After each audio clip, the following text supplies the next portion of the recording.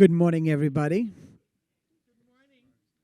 It is such a pleasure to have all of you on this morning as we invite all of you to celebrate with us the interfaith gathering that we are planning to do as a convening in August of this year.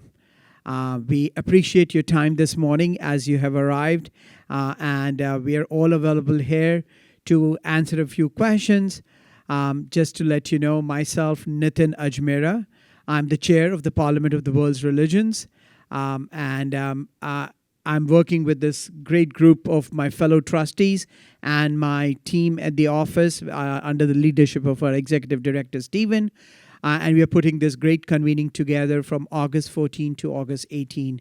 So we'll be talking about that so that we are able to give you a perspective of what this event is all about.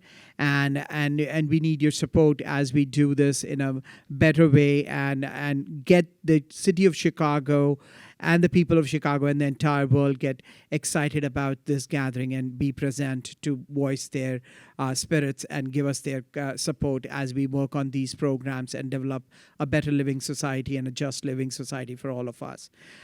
Having said that, it is my utmost pleasure to introduce former Congressman Bobby Rush.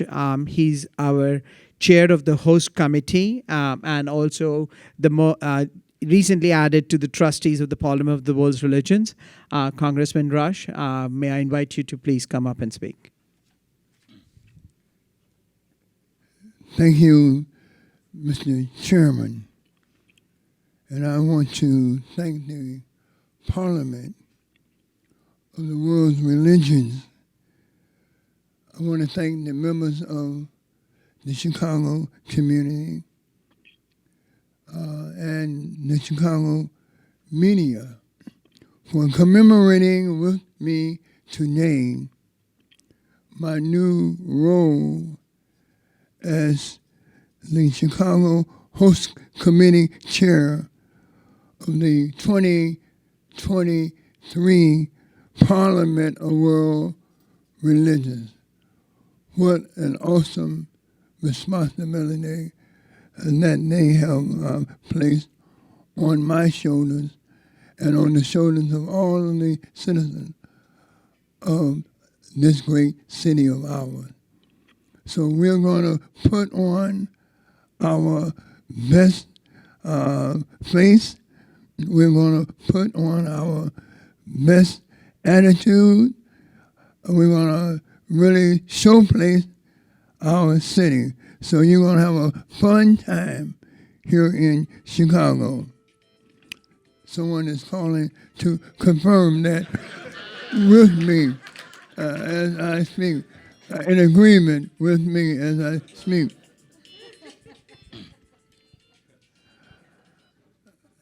Thank God I was called to the Parliament of World Religions. Much like my fellow trustees who are with me today, much like the thousands of global attendees that have participated in the past 8, let me repeat that, 8 convenings and the hundreds of luminaries like His Holiness the Dalai Lama, the UN Messenger of Peace, Jane Goodall, His All Holiness Ecumenical Patriarch Bartholomew, whom I had the pleasure of carrying the legislation that gave him the Congressional Gold Medal, the highest award that Congress can give to a civilian. I gave him that in my first couple of terms in in Washington.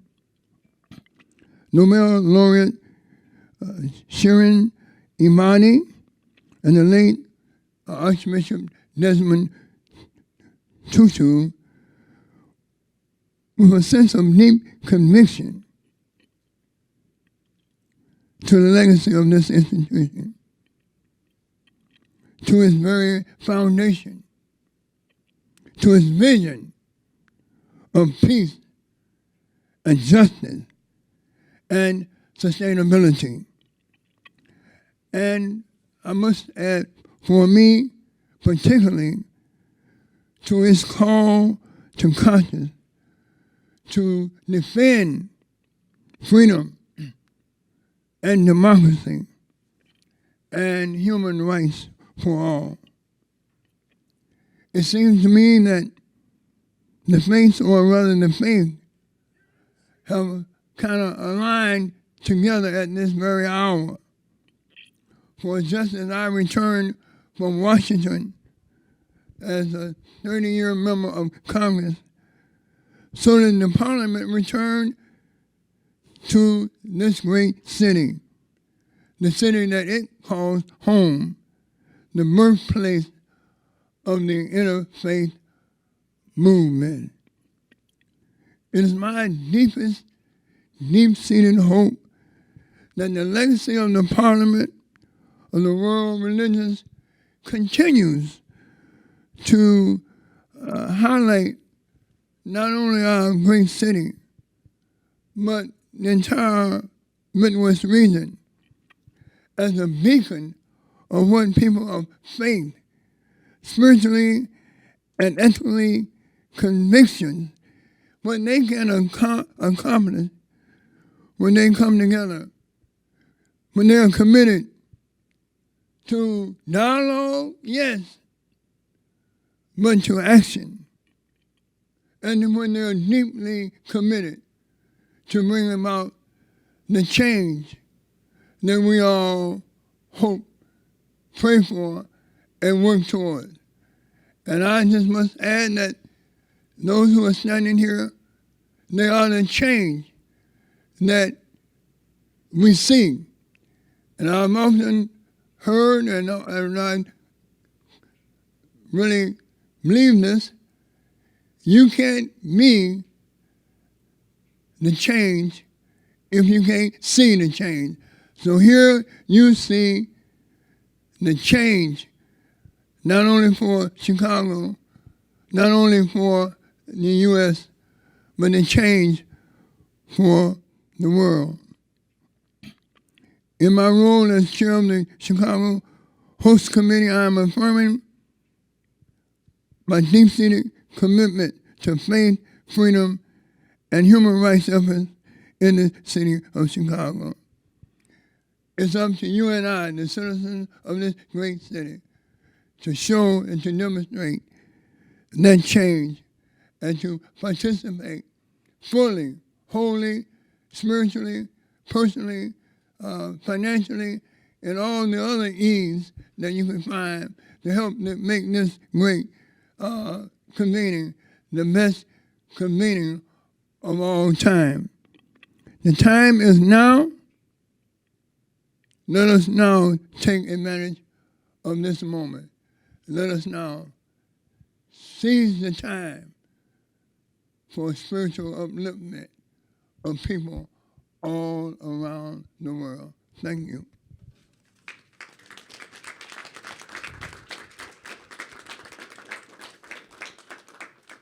Thank you so much, Congressman Rush. Moving on, a lot of this, obviously we, the trustees, are here always to support, and we are the designer and the creator sometimes of what will happen. But the grassroots level work and the coordination and execution and the entire planning around that and step-by-step procedural work is taken over by our colleagues in our office, headed by our executive director. I would like to introduce Stephen to come up here and speak about all the work that is going on for that. Thank you, Nitin. Chicago is the birthplace of gospel, electric blues, house music, modern architecture, improv comedy, and the labor rights movement.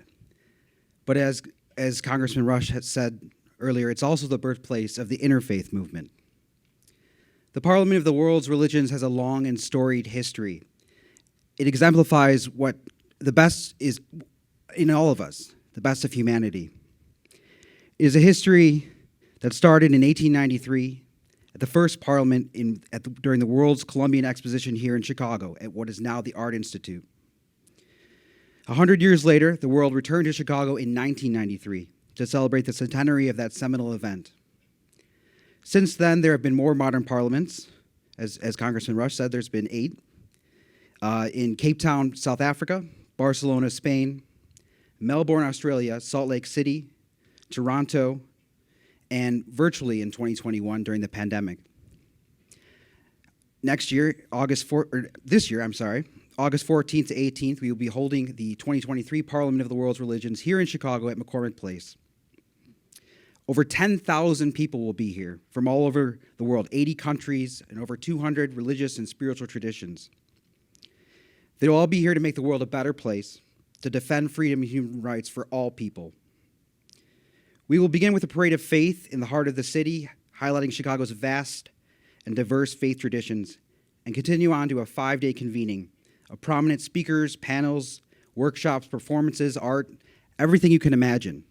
And we want all people of goodwill to attend. Thank you.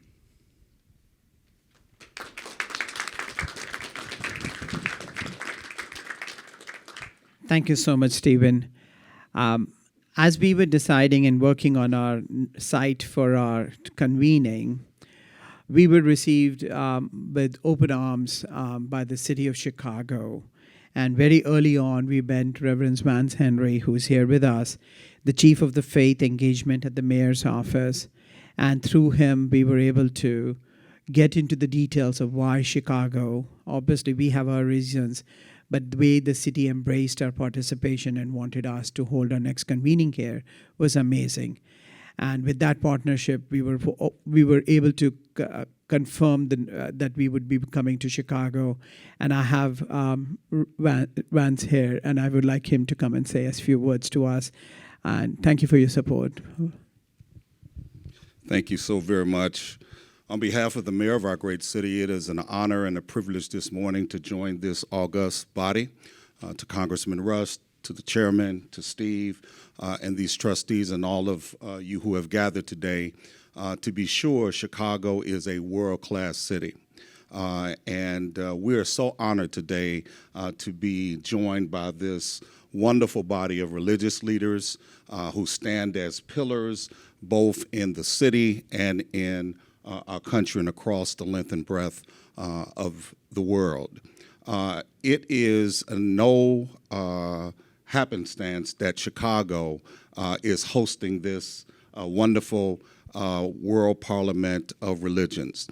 In 1893, during the world's great expedition, the Parliament, a group of religious leaders got together like this today, and they thought it appropriate. They thought it fitting and proper that they ask questions about what God had to say about the world and its future. And so today we are so honored today to have you and for you to announce to Chicago, to in fact announce to the world that religious leaders are still at the forefront of championing and asking the questions and doing the work to protect the freedoms of our world, the freedoms of this great country. And so today, on behalf of the mayor of our great city, we thank you. We welcome you here. In fact, I think it was Oliver Wendell Holmes, who said, and appropriately so, the wonderful thing about the world is not so much the place in which we stand, but in which the direction in which we're headed. And so today, we know that because of the World Parliament of Religions, Chicago, the world and this country is headed in the right direction. Thank you so much.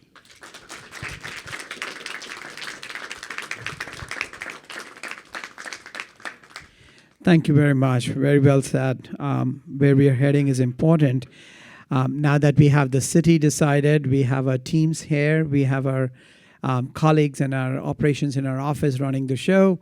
What exactly are we going to bring? And to explain our theme of the Parliament, I have my fellow member, chair of the program committee, Reverend Phyllis Curott here, who would be explaining our theme of the Parliament to all of us.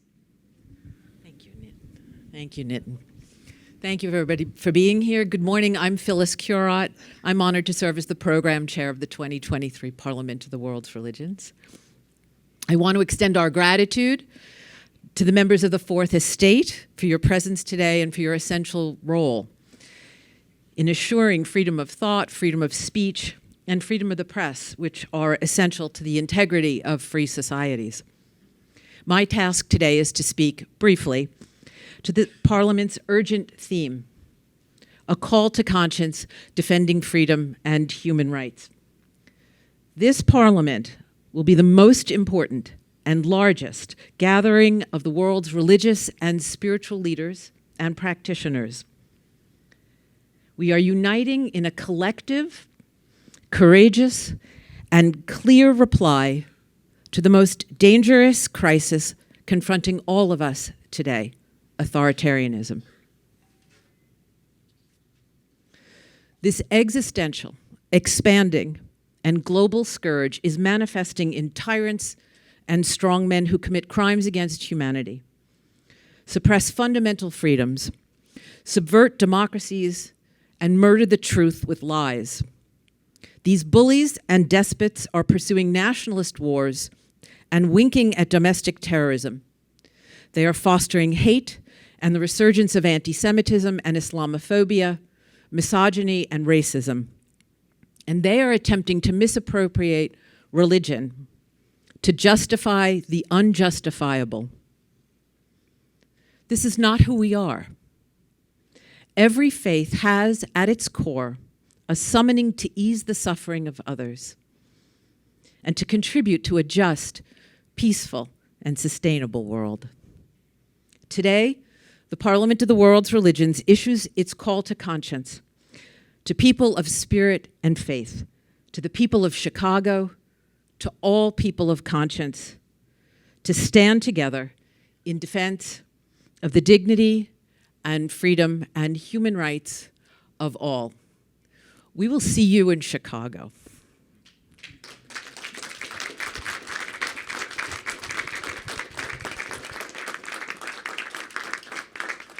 Thank you so much, Phyllis, for explaining our theme of the Parliament. And with that, the formal presentation of this press conference from our end is now open to questions. And we'll take questions from you and we can assist you in understanding what this convening is all about in August of this year.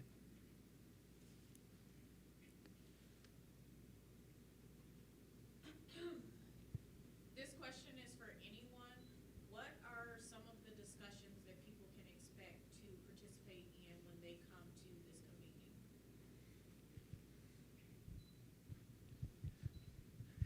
The program of the Parliament is remarkable. We create programming from our various faith traditions, which you see here and are gathered in front of us as well. And we address the key issues of our time. We have task forces that are devoted to indigenous concerns, to women's concerns, to climate, to peace and justice, to the global ethic, which is our guiding document. People gather in remarkable communities and conversations for 5 days. And what's probably one of the most exciting things about what we do is that we have an open policy. We throw open the doors and we ask the world to send us the conversations that they want to have, to propose the panels and the programs and the workshops and the opportunities to participate in religious services and ceremony. And the response is overwhelming. We get thousands of programs that are submitted to us. And then our various task forces get to work in reviewing them. And we say yes to as many as we possibly can. We always try to squeeze about 50 pounds of programming into a 5-pound sack. I think most important of all is that when people come, they get to experience something that everybody longs for, right? They get to experience a community that comes together wherever the Parliament is held in the world, and this time it's going to be in Chicago, and they get to experience the world as we all long for it to be. Peaceful, curious, open-hearted, and not just tolerant, but grateful for our diversity. Right? And so when they come, they're going to have an opportunity to be in a very special, a very safe space, and a very special space, and to leave with the inspiration that it really is true, that the thing that we long for, the thing we long to be, we are. Thank you.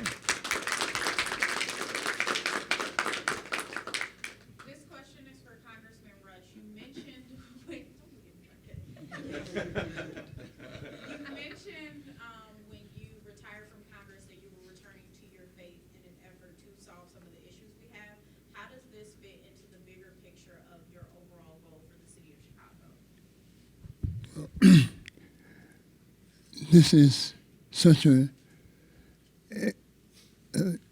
extraordinary beginning, and I can only say that the God of my faith has blessed me beyond all measure to point me into the direction of the Parliament of World Religions, and for these honorable and noble men and women around the world to accept me and to allow me to be in their presence, to work alongside them as I endeavor to do my small portion of being the change that I want to see.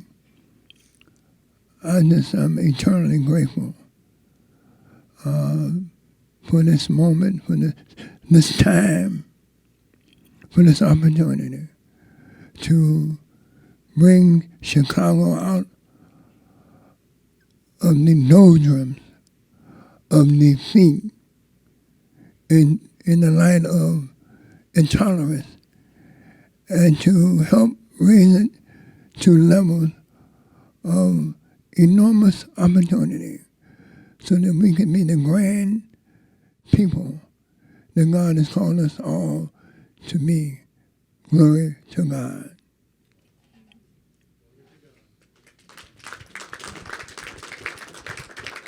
Thank you. And one final question, how can people register for the conference? Where can we find you, and how do we contact you? Stephen, would you like to? You can register for the conference at 2023powr.org. And you can contact us at info@parliamentofreligions.org. We are also on Facebook, Instagram, Twitter, and TikTok. Oh, at Interfaith World is the handle.